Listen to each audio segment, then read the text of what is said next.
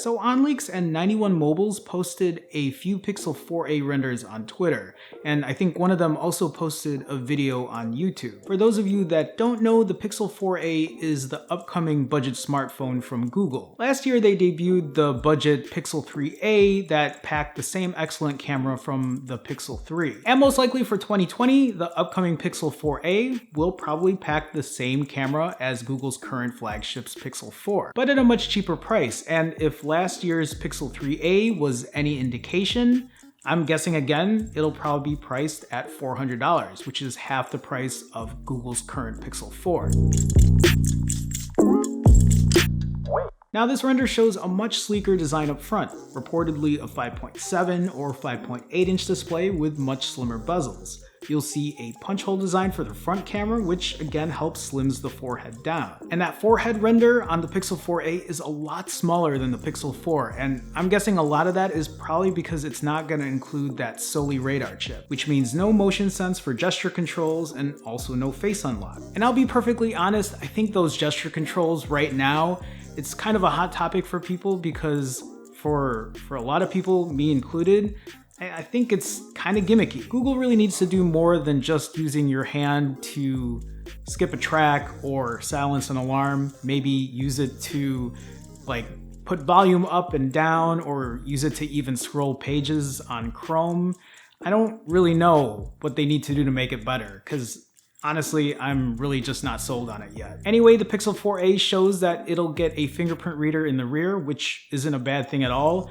The one thing, and I've said it before on my Pixel 3, I love the fingerprint reader, but mostly because it had the swipe down for notification function. Thought it was one of the best things on the Pixel 3. Also on the back, you'll see there's only one sensor for the camera, just a main shooter, so no telephoto lens like on the Pixel 4, which actually makes me wonder how well portrait mode would work on the Pixel 4a, because it doesn't have that telephoto lens. Because right now on the Pixel 4, it actually uses both lenses to take a better portrait shot. The portrait mode on the Pixel 4 right now is a much bigger improvement than the Pixel 3. And if you saw my video yesterday comparing portrait mode on the Pixel 4 to the iPhone 11 Pro, the Pixel 4 was my choice there. I felt like that was the better camera for portrait mode, which actually would be a really good camera comparison video when the 4a comes out, to do portrait mode on the 4 versus the 4a. Anyway, I'm going off topic here. So on the top of the Pixel 4a, you get a 3.5mm headphone jack, and on the bottom, a USB-C port and speakers. I wish though that instead of putting a headphone jack on the top of the phone, that they would put it at the bottom.